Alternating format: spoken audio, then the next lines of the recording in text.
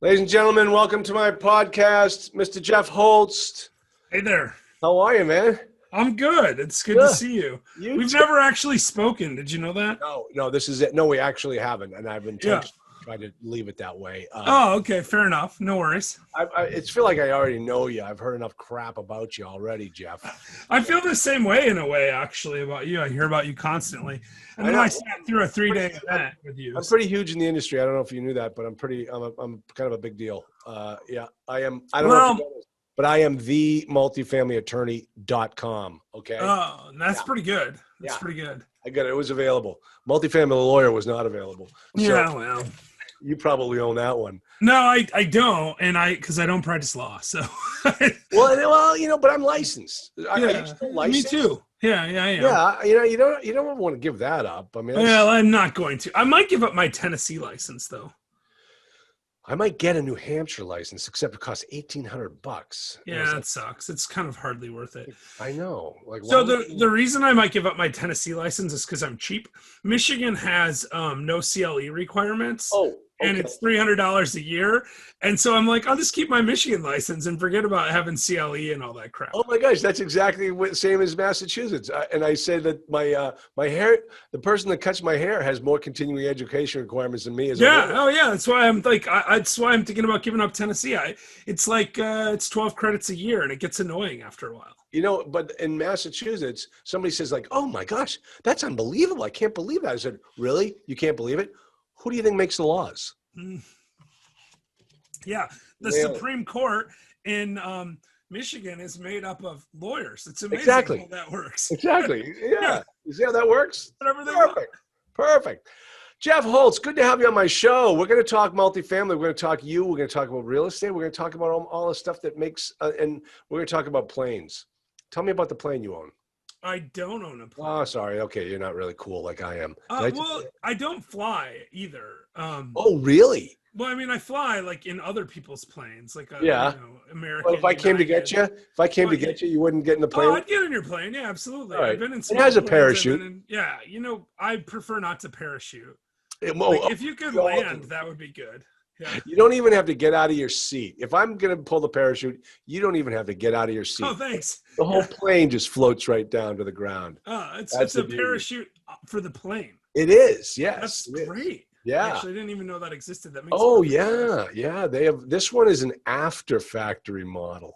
Yeah. As opposed to the kind that are built by so when I was talking to the guy that I bought the plane with, who built the plane, he and his partner built it. And he says, "Oh yeah, it's an RV-10." And I said, and I did some online information. I said, the RV-10 doesn't come with a parachute. He goes, "Yeah, I know. I put it in myself." I'm like, have you ever tested it to see if it works? No, but we have to have it taken out right now and have it repackaged because it hit that number of years and you pull it. And so I said, "What do you do for a living? What do you and your partner do?" And he goes, "Well, I'm a rocket scientist and my partner is an aerospace engineer." I'm like, okay. Good enough for me. Yeah. Yep, that's all. Yeah. I'm fine. I'm okay with it. Yeah. I'm okay with that. So. Well, because you see those parachutes on the spaceships, they seem to work, right? Right, exactly. Same concept. Yeah. Now let me ask you, Jeff. You started off in the world as a lawyer. Yeah, I did. Now, what kind of law did you practice? So I actually took over my dad's practice. He had a general practice. Okay. So I took it over from him and I didn't like it. So I kept transitioning out of stuff. So first we did, criminal, bankruptcy, divorce, transactional stuff. Yeah, just whatever. And then I was like, well, I don't want to do any more criminal stuff. That's terrible, dealing with criminals all the time. Yeah. So I gave that up first. And then I was like, man, I don't really like fighting over children. So I'm giving that one up. And pretty soon it was only bankruptcy. That's all I had left. So I was doing just bankruptcy law. Yeah. But was it like the right time? You were in Michigan too. Yeah, 2008 to 2010, I did only bankruptcy law. Oh my gosh, what a So yeah, we kept pretty busy. Yeah. But I mean, come on, let's be real. Yeah. Practicing law sucks. Oh yeah, it's not great. Yeah. I'm perfectly happy not doing it. I was talking to a buddy of mine who's done very well as he does a lot of defense work. And, he says it just isn't worth it because, you get to a certain point where, okay, if you screwed something up, you're always wondering when they're going to come back at you. And he says, especially on the criminal defense side, those guys just sit in jail and they just kind of sit there and think about ways that they can get out and blame figure out they can blame their lawyer, right? That's the whole strategy. I always said the reason I liked bankruptcy law better than the rest is it's the only place where your clients actually like you at the end.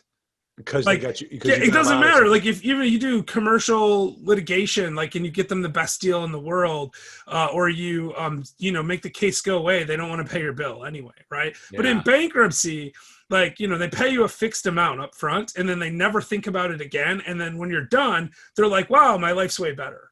Yeah, because I don't have a bunch of debt anymore.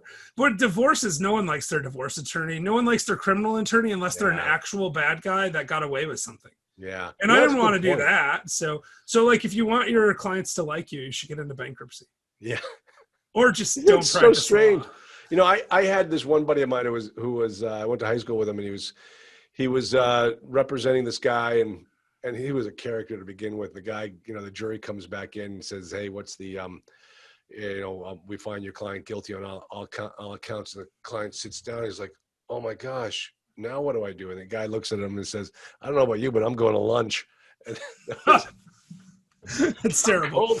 How cold and heartless can you possibly be? Well, yeah, and that's So that's the thing. It's tough. Law's tough. It's tough. I don't know why I ever wanted to be a lawyer. I guess I thought I'd make money. Yeah, well, I mean, your father, he had a good lifestyle type of thing. Sure. Either that, or you go in and be a corporate attorney, then you just got to check every week, and you never have to worry about anything. Yeah, and I have friends that do that, but I don't want a job. Yeah. And that's the other problem with practicing law. Like you have to work all the time. Oh my gosh. It is so much work. And you're right about that, waking up worried about stuff. I used to wake up in the middle of the night thinking, what if I forgot to file something and someone goes to jail or they have their case defaulted or whatever it would be. I was always worried about it, and I don't worry anymore at all. I owned an insurance company, and every day was a fire drill. Everything was a problem. Every single time you turned around, you did something wrong here and you got to go fix it. Everything was a fire drill. I love what I do right now. Nothing is a rush. Nothing has to be done right away. I'll get to it. We'll get it all taken care of. Everything will be fine. And life is just easy. I love teaching people. I love helping people through the transaction. It's just the perfect lifestyle I have for myself now. Yeah, I mean, you have some deadlines and stuff, but they're very manageable. And the emergency stuff. I mean, people are always like, "Oh, I'm worried about fixing toilets." Well, do you fix toilets, Charles? No, I don't even own a tool belt. No. Yeah, that's me. I wouldn't even know how to do it. I can't fix my own toilet, let alone someone else's. Well, right? I can fix a toilet. Okay, I do have that. I should say that. I know how to use a plunger. I've got that down. I got mine in my shower right now, my plunger. That's what in the studio that I have. It's in a condo. I have one shower that's where I keep my plunger because I never use that shower. That's the best place for it. So. All right, but let me ask you, you had to get out of law. I did. To get into real estate.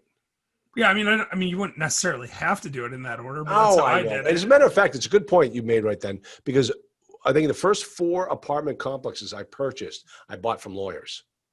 Yeah, lawyers own real estate. That's how I got interested in real estate. I'd like to say I had like some kind of like, epiphany or something, but my parents had rental properties. I mean, they were single family homes, but my parents had rentals when I was a kid. I used to like go clean them out and, stuff like that when I was like 14, 15 years old. I mean, I didn't like collect rents or anything, but I mean, I had exposure to it and it always seemed like a good business. So it made sense to me. So many people getting that on that side and they're like, "Oh, I hate this. This is terrible." It's like, no, this is what you get paid to do. This is the beauty of it. This is why people pay you so much money every month. Yeah, I mean, I was always a weirdo, though. I mean, I was the kid that would, like, we'd be driving around, and we'd drive by some abandoned warehouse, and I'd be like, "Oh, it'd be cool to own a building like that." And my mom would be like, "Don't do that. Don't do that." And I'm like, "Oh, I want to." And I was like 12. So I was the same way. I was like, what does it take to own something like that? Yeah, big buildings. Do that. Yes. Yeah. That's the whole reason I got into multifamily, because I wanted bigger buildings. I'm like, I want something big. And the thing is, I tell you, I was teaching in Ohio one time, and this woman was sitting in the front row, and I can't remember the whole extent of the conversation, but I said, "So why haven't you made offers on properties. And she goes, oh, I can't do that. They're big companies. I said, what do you mean they're big companies?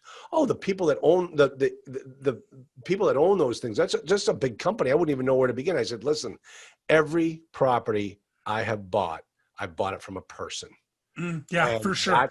That's how you do it. And but big companies are people, right? I mean, like exactly. companies, I know corporations, a legal person, whatever, but corporations still are owned by people. Like, unless it's a publicly traded company, and let's be honest, I'm assuming that you're not buying too much real estate from publicly traded companies. No. And I'm not either, right? I mean, it might be a corporation, it might be an LLC, but there's still a person that owns it, or maybe a small group of people that own it, but there's always someone there. Yep, exactly. You're only dealing with a person when you're sitting down at the negotiating table. That's it. So it's probably the same when you buy from a giant corporation. It's just, they have a person that negotiates it. They've got a real estate department, or they have a CEO or something that has authority to make a deal. So I couldn't understand what her apprehension was. Like, oh, what are they going to do? Find out you're just a person, and like, you don't have a big, huge company behind you. That's fine. There's only one way to get to that level, and that's by sitting down, negotiating tables, and talking to people.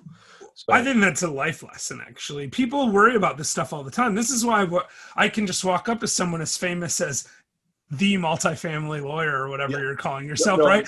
Like, well, let's get it right, Jeff. Come on, like say, the multifamily attorney. Oh, attorney. Yeah, I can just walk up to the multifamily attorney and be like, hey, you should put me on your show. Right. And because you're just a person. I mean, I know you're a big deal, but you're still just a person. But don't you remember? I said, son, what makes you think you're good enough to be on my show? I know. And I said, because I'm a person. Because you're a person.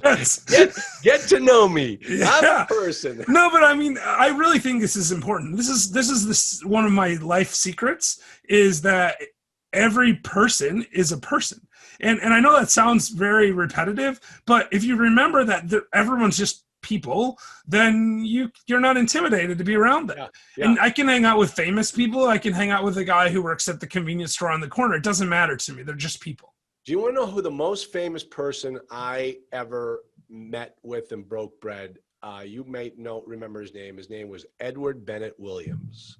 Doesn't sound familiar to me. He was one of the most famous attorneys in Washington. People thought he was deep throat. He owned the Baltimore. Oh, I remember him now that you say that. Yeah. Unbelievable guy.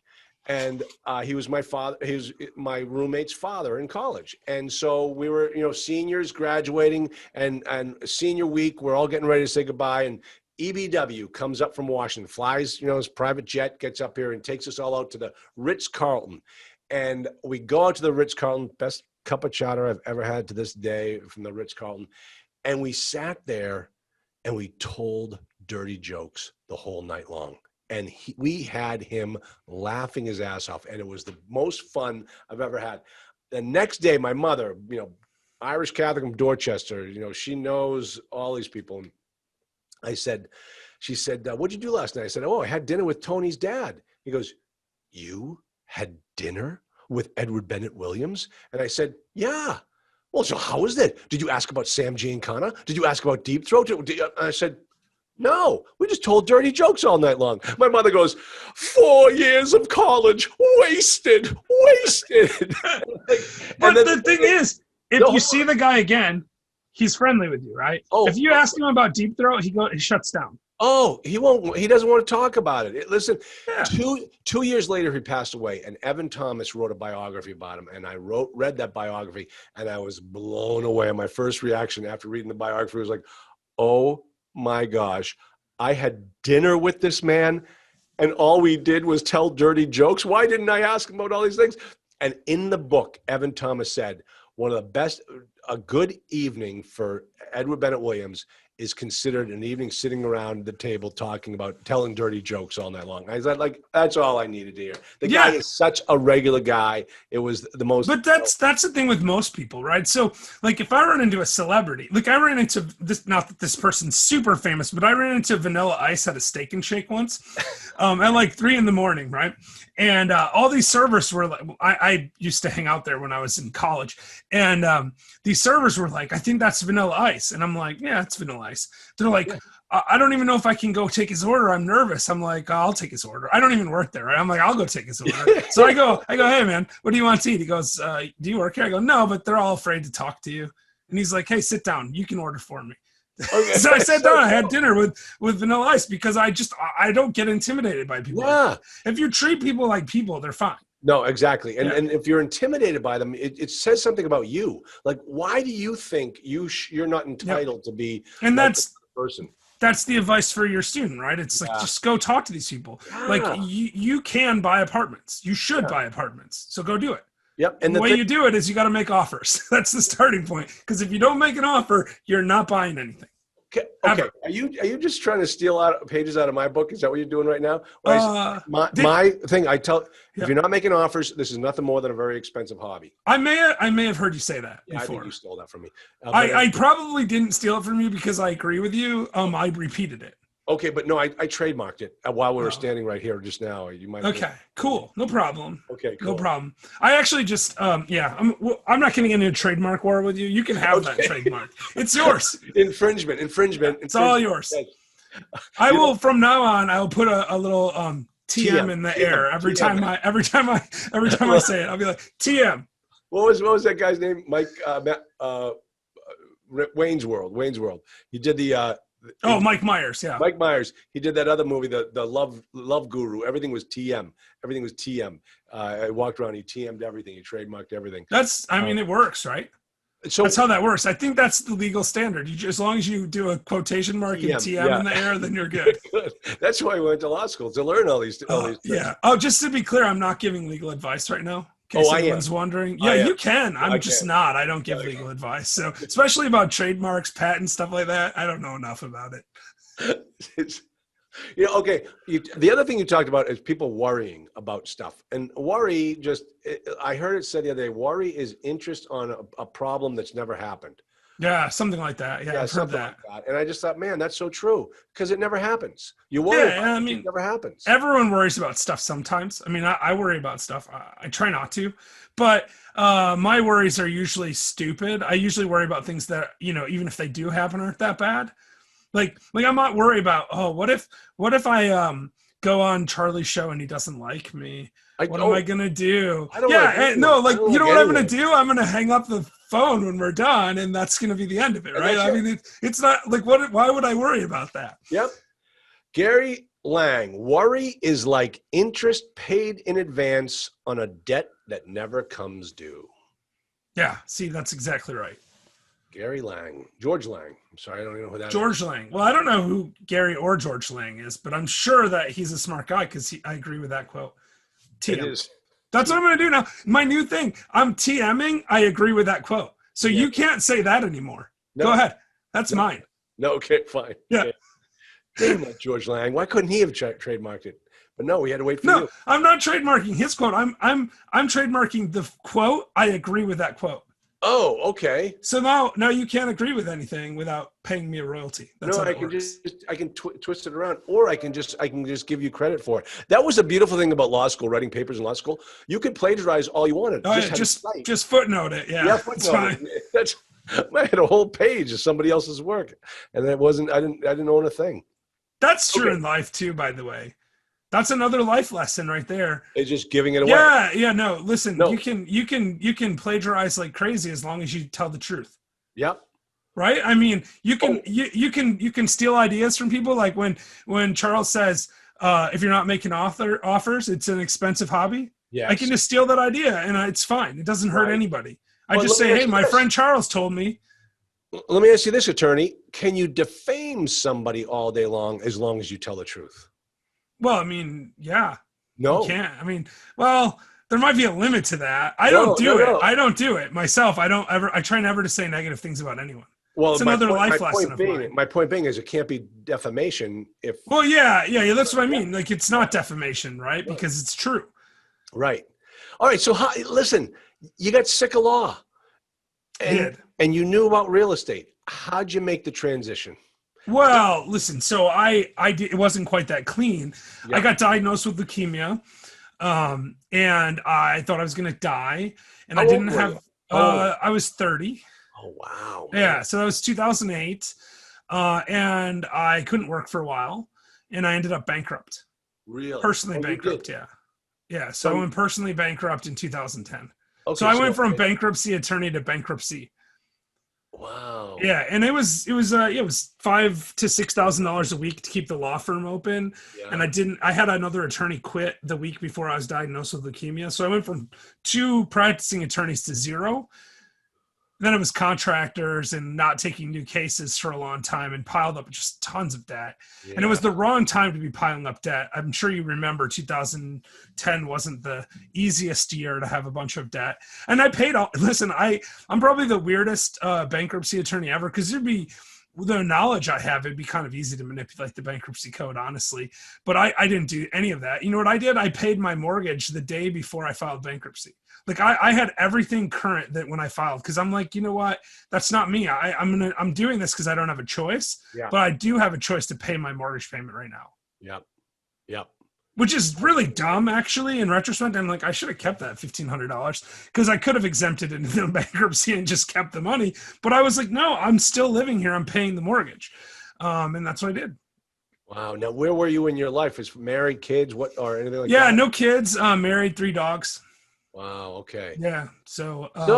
And that was, gosh, that was a long time ago. That was 20 years ago, 10 years ago. 10 years ago. Yeah. Yeah. All right. So cured. How you feeling? Yeah, so I'm still taking a 1-a-day chemotherapy pill, but it's pretty much in remission. It's a 1-a-day pill, and I get a little bit of nausea if I don't eat something with it, but I'm pretty good besides that. Is that how they do that nowadays? Yeah, it depends. I'm very lucky. The type of leukemia that I have is called chronic myelogenous leukemia, and if I'd been diagnosed 5 years earlier, I would have died almost for Really? sure. Yeah, Wow. had a 5-year survival rate in like around 2000 of less than 5%. Wow. In 2008, when I was diagnosed, it was an unknown 5-year survival rate because they had a new treatment that had come out. And now the 5-year survival rate is around 97% Wow. because of the treatment protocol. It's a specialty targeted chemotherapy. It's very complicated. I don't understand it all, but I'm happy that modern medicine figured it out for me because I'm still here. Wow. Yeah. So after I filed bankruptcy, I thought I need to do something different. I need a job. And so I went and got a job with good insurance, so I wouldn't have that problem anymore. And I moved to Chattanooga, Tennessee. Oh, really? Is that what happened? Yeah. So I was in Michigan. Yeah. And then when I got to Tennessee, I worked for a small trucking company for 6 years. And that whole time I bought real estate. I started as soon as I had $1 to put into real estate, I did it. I started with a single family, a condo. I did it with a friend of mine from law school. So we split it 50-50. We bought it for cash. This is 2010 though. So it was like, you know, it was $100,000 condo a year or two before, and we bought it for $30,000 from the bank on your credit cards and stuff like that. Yeah, well, I didn't have credit cards because I just filed bankruptcy. Yeah, I thought they said that the easiest time to get credit cards is after you just file bankruptcy. Yeah, like a year. This was like too fast for that. Okay. Yeah, you can build your credit up pretty fast after bankruptcy. What did you do with the trucking company? So I hired truck drivers. I did financing for them. I have an MBA also, so I did a lot of the banking stuff and learned a ton about financing, which actually has been really beneficial for me later in life, right? When I started financing stuff. Made bank relationships. I learned how to spec semis and what to order, and they're really expensive. When we were buying them new, they were $140,000. They're about $170,000 for a truck now. Yeah. Well, they last forever. Yeah. Oh yeah. Put 1 million miles on one of those. Exactly. Things, so, yeah.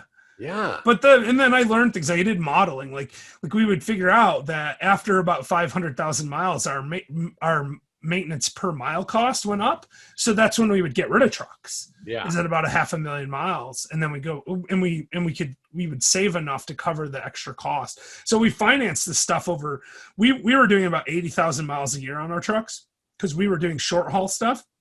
So we'd finance it over 5 years because then we'd have like a year of no payments and we could sell the truck for something and it would be enough to pay the down payment on the next one. Oh, I see. Cool. So we kind of modeled it out in a way so that once we had trucks, we would never have to come up with cash to buy trucks again. Oh, that's so cool. Well, Yeah, and it worked out really well. Yeah. Glad you came along. Now, how'd you? Why? Look, And we grew from 4. When I started there, they had 4 trucks, and when I left, they actually sold to a publicly traded company. But and I helped them through that process too. But when I left, they had 97 trucks. Oh my gosh! So 6 years, we went from 4 to 97 trucks, and we were doing about 30 million in revenue the last year that I was there. Cool.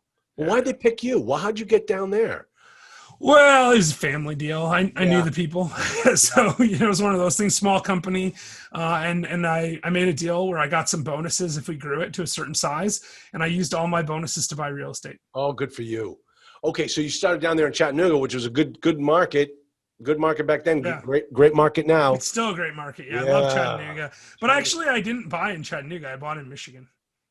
Oh, really? Yeah. You're doing it back up there? Yeah, Where in Michigan are you, by the way? I'm from Grand Rapids, but we bought in Detroit.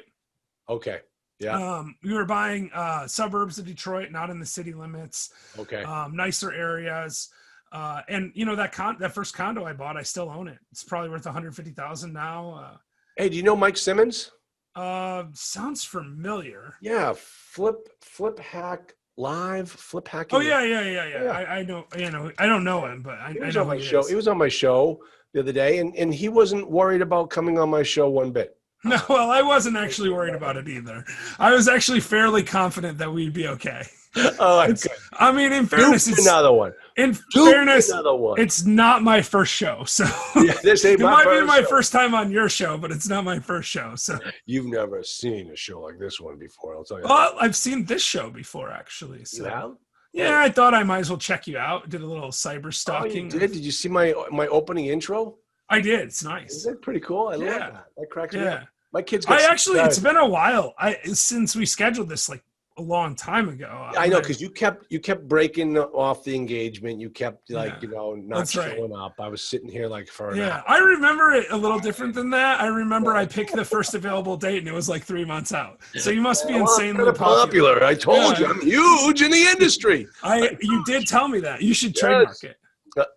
I just did. Yep. Well, no, I did it already. It's too. Therefore, it is. Oh, I think that's fair.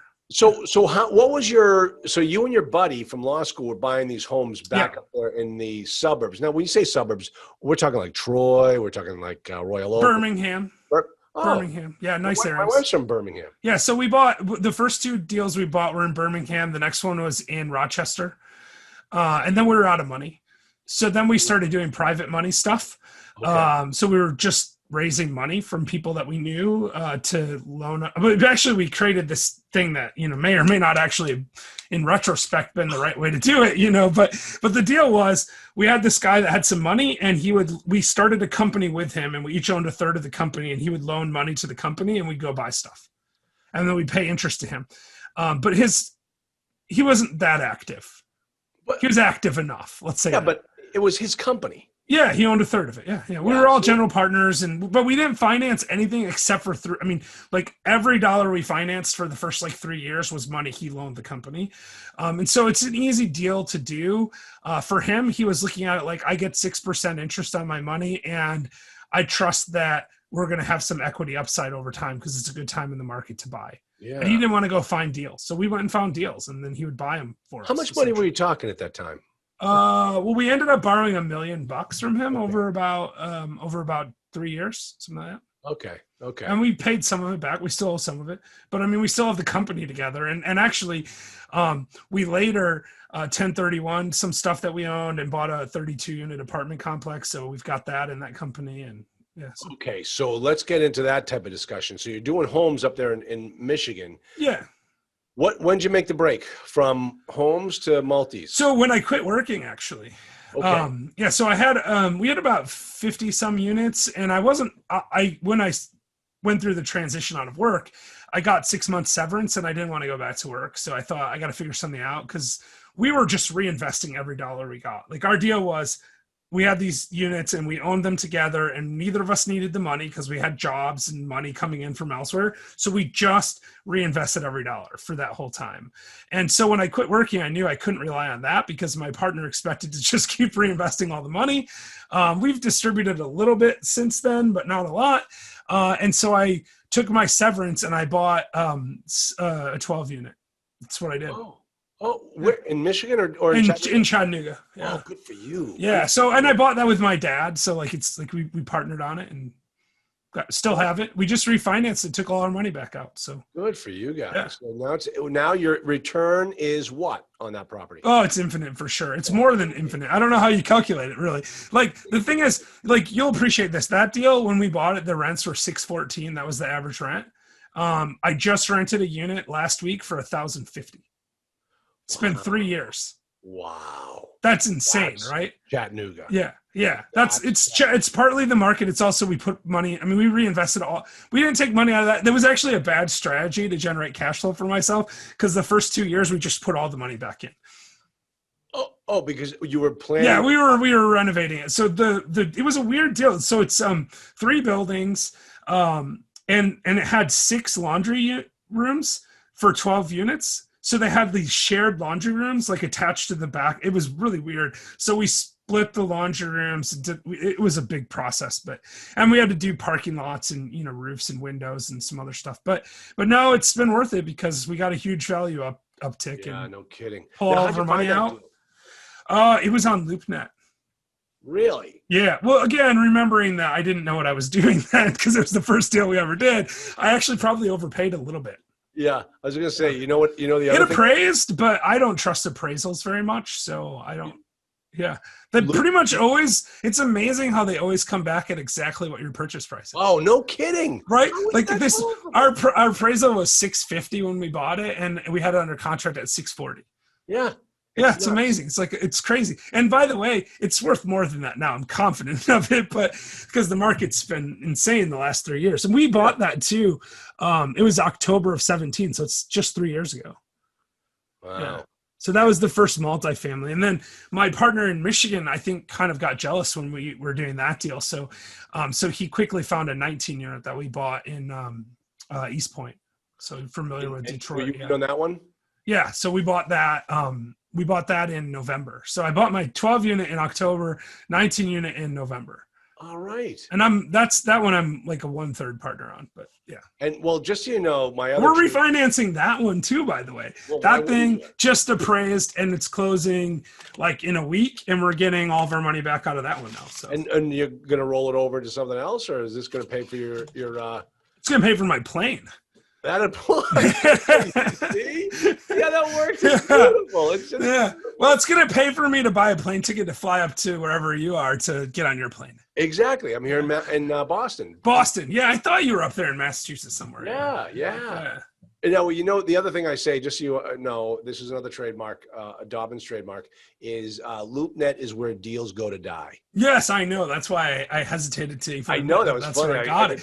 And yeah. So the thing about LoopNet is, and this is something that I heard you talk about recently. It's a great place to meet brokers. Oh, that's the only reason why you use LoopNet. Yeah, it's a great place to meet brokers. Yep. In fact, our 19 unit, we met the broker on LoopNet and bought a different deal that they had.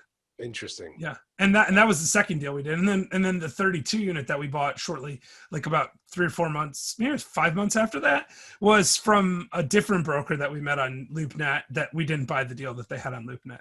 Now let me ask you, who are you doing? How are you doing the property management? You doing it yourself? No, so in Michigan, my partner that's up there, he has a property management company he owns. Okay. So we use his property management, and I mean he's my partner on the stuff, so I feel like I can trust him on it. Yeah. But property management's tricky, right? I mean, if you don't have good property management, then the stuff falls apart. So down here in Chattanooga, my other partner I have a real estate show. I think you might have seen that around. Yeah. My partner on that show. Hold on. Yeah. I want everybody to hear about your podcast show. Sure. Okay. Give me the name of it again. It's called Old Fashioned Real Estate. Old-fashioned real estate. Now, let me just tell you, and this is how you and I actually met tangentially, is that old-fashioned real estate. It's not about old-fashioned real estate. It's about real estate, but you guys drink old-fashions the whole time you're on. That's right. We drink bourbon and talk about real estate. That's pretty much the deal. And so, the thing is that you guys never had guests. We don't need guests. We're just the two of us talking. We have, since COVID, changed that a little bit, but you're right. We used to never have guests. And then you had one belligerent nauseating, obnoxious. And you want to hear face. something really funny about this? You're going to laugh. So, yes, Jillian was our first guest, Jillian Sidoti, because securities attorney. Oh, they are not. They don't think they're going to have guests. Yeah. I will be their first. This is essentially what happened. She literally walked up to me at a conference and said, "I love your show. I'm going to be on your show." I said, "We don't have guests." She said, "I will be on your show. I'm going to be your first guest." That's what she said. Like the first time I ever met her, she's like, "I'm going to be on your show," and I was like, "All right, cool." Because Jillian's amazing, right? So why wouldn't I want her on my show? Yeah. I said, but the problem, Jillian, is like we film in person because we drink. So you have to come to Chattanooga. And she's like, that's fine. I'll come to Chattanooga and I'll sing the Chattanooga Choo Choo on your show. Gosh, why'd you let her do that? Oh, you should see the video. It's hilarious. Oh my gosh. It's on YouTube. People just Google like Jillian Sidoti sings Chattanooga Choo Choo, and there's a little short take of it. They'll find it. And while they're there, they can subscribe to my show.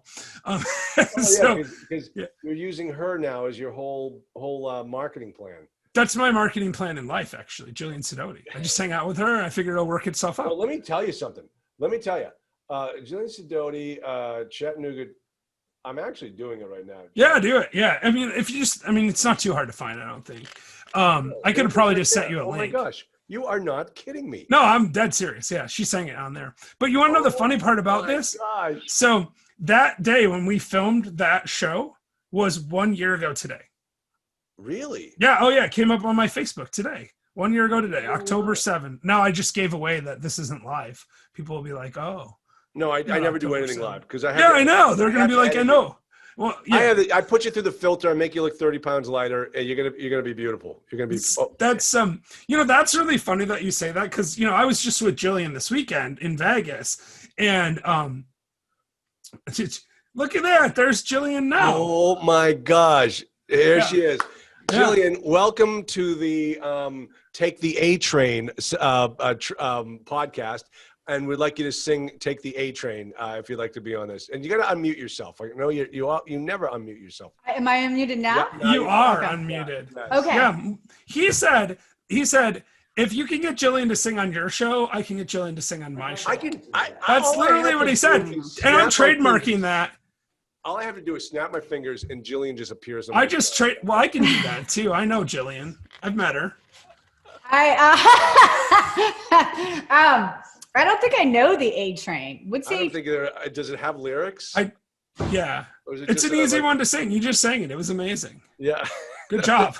Who, me? Yeah, you're done. You already sang it. It doesn't have lyrics. That was beautiful. Oh my gosh. I could do the Leaving on the Midnight Train to Georgia. Oh, there's another good one. That's true. That's where my first property was. It was actually Georgia. Somebody has to. You got to be the Pips though on that one. So you guys have to sing backup. Hey, did you see that? He's leaving, and then you go leaving. Yeah, I'm not doing that. You've heard me sing before. You know that's not a good idea. I'm checking out the video right now. She waited until you guys were done your old fashions before she started to sing. Yeah, no. She's got coke. She's got coke. Well, no, the funny part is if you actually watch the video, she forgot all the lyrics like one line into the song. And so I even practiced beforehand, for several hours. And the really, really funny part is, and I didn't even remember this until today, is that you actually knew all the lyrics because later that night in the back of a car you sang the entire song to us and it came up. That was a year ago today. So I don't want to hear it.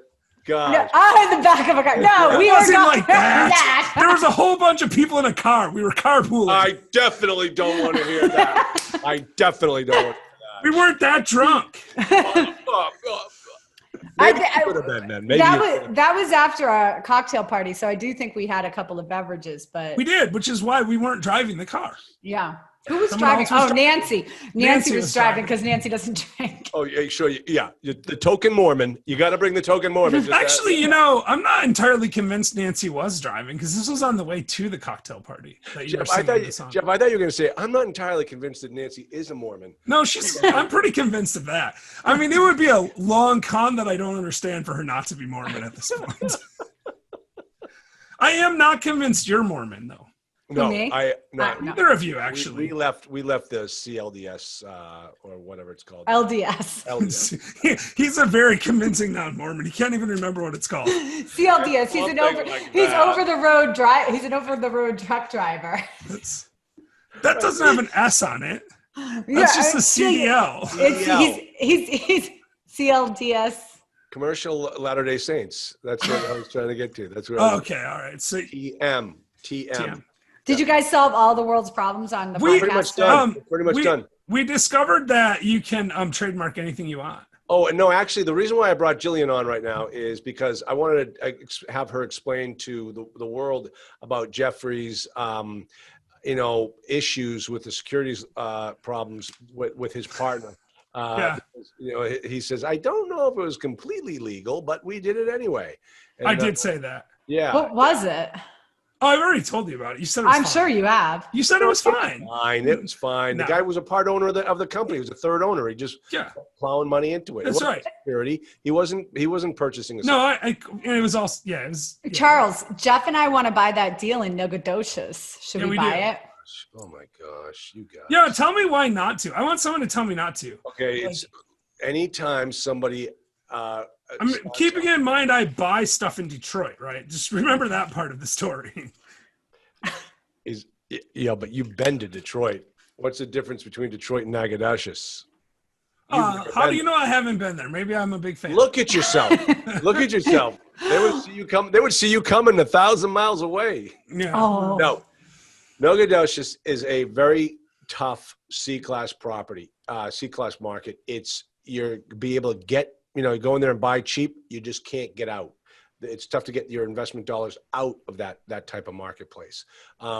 Based upon the numbers that I looked at just briefly, this thing is like 1970s construction. This isn't even, if there was a grade between C and D, it would get that grade. So it's the D plus C minus grade. And D plus is a non-performing. No, asset. it's terrible. Yeah, no, I don't want that. Listen, guys, life is too short to own a C-class property in Nogatoches. Okay, so you should trademark. Don't forget to trademark it. You got to trademark everything. No, so I will tell you, Jillian, just, I talked to Travis about that today too, by the way, and he's not 100% convinced of it either. Good. So there we are. Done deal. It's not happening. Yeah, listen. No, Jillian wants to pull my money out of me and put it in with her, and I don't know. I didn't say that. I left it in your hands. Right. Well, and what Travis told me was he doesn't know anything about the market, and he's never even considered it. And he would do it if we all thought it was a good idea, but he wouldn't want to manage it. He wouldn't want to manage the construction part. He said he didn't have he said he wouldn't do it if he had to make $1 million, if he could make $1 million in the next 6 months, because he doesn't have the time to do it. Yeah. So we'd have to figure out somebody that could help on the construction side.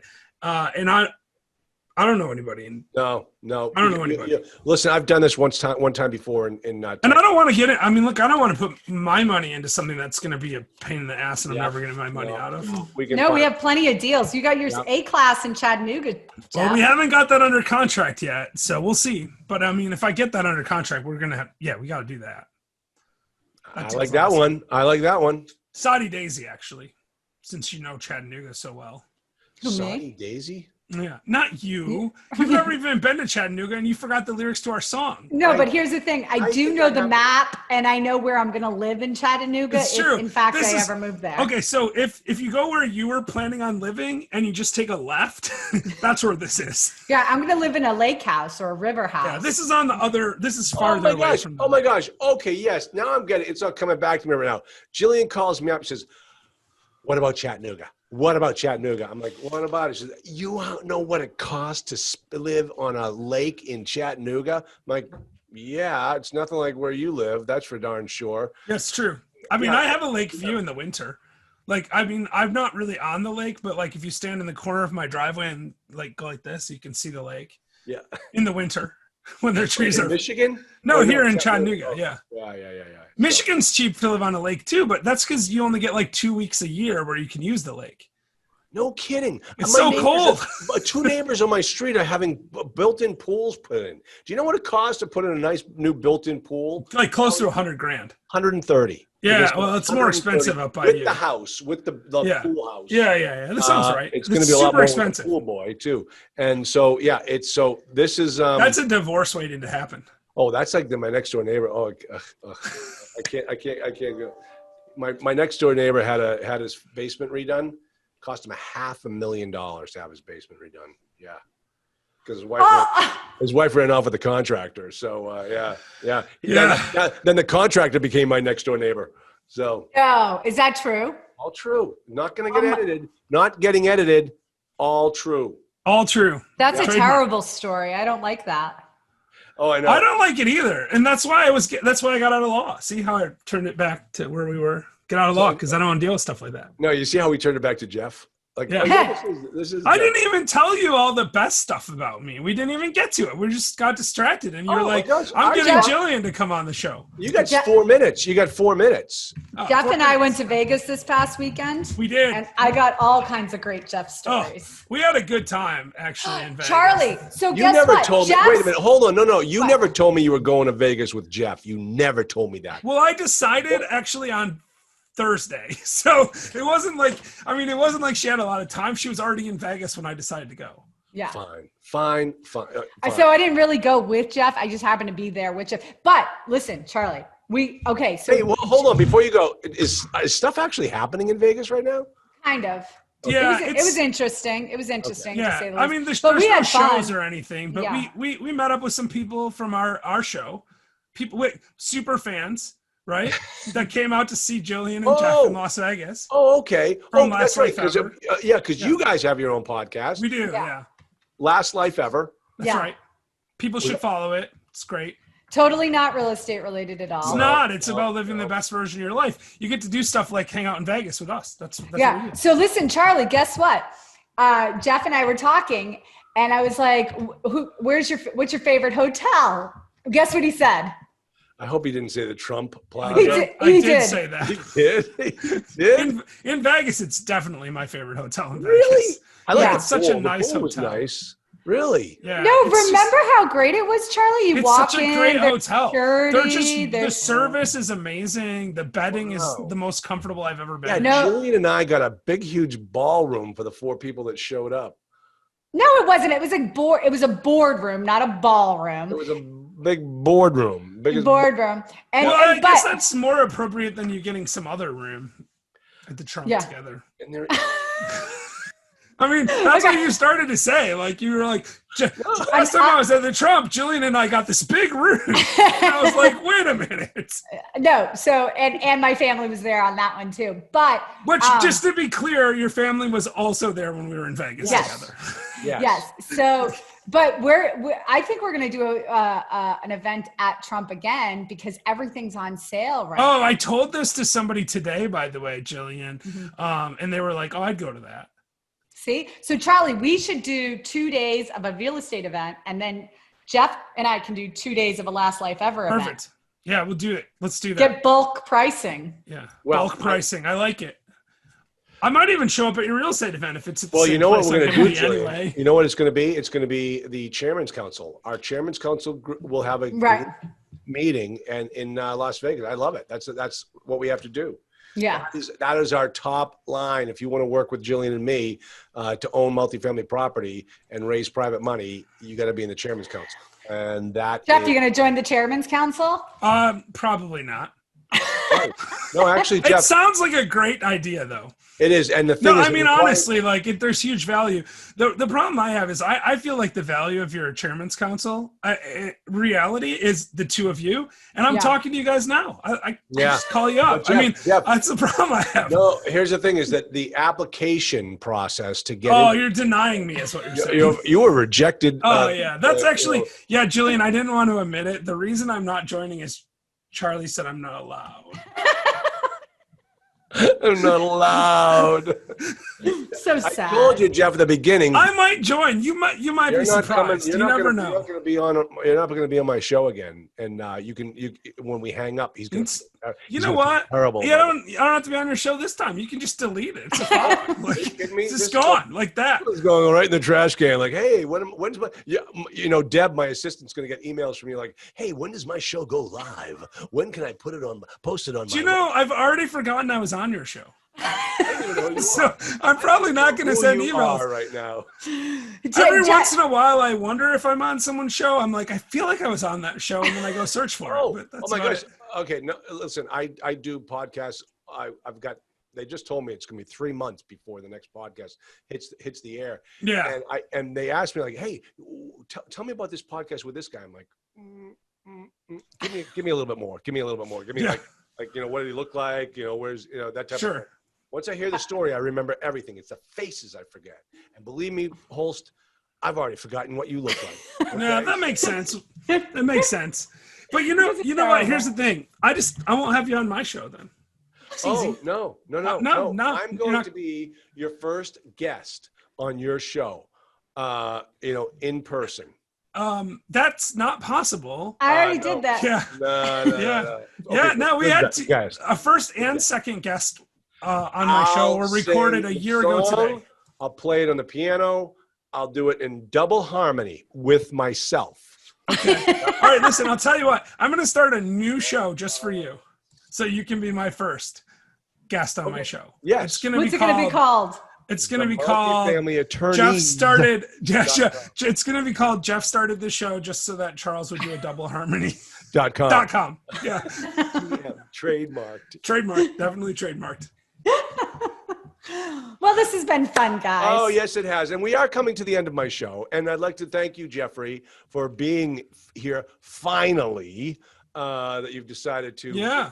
I agreed the first time you asked. Just remember that. Yeah. No, all right. I remember that. And Jillian doing a cameo for this show, which she shows up everywhere in my life. Like I went to Vegas this weekend and she just showed up. It was crazy. That's what I do. Hey, listen, dude, tell me about it. Yeah, I know you're stuck with her too. I got it. Yep. So, all right, everyone. This has been the Multifamily Investing Academy's podcast with Jeff Holst and my partner in the Multifamily War Room. No. My partner.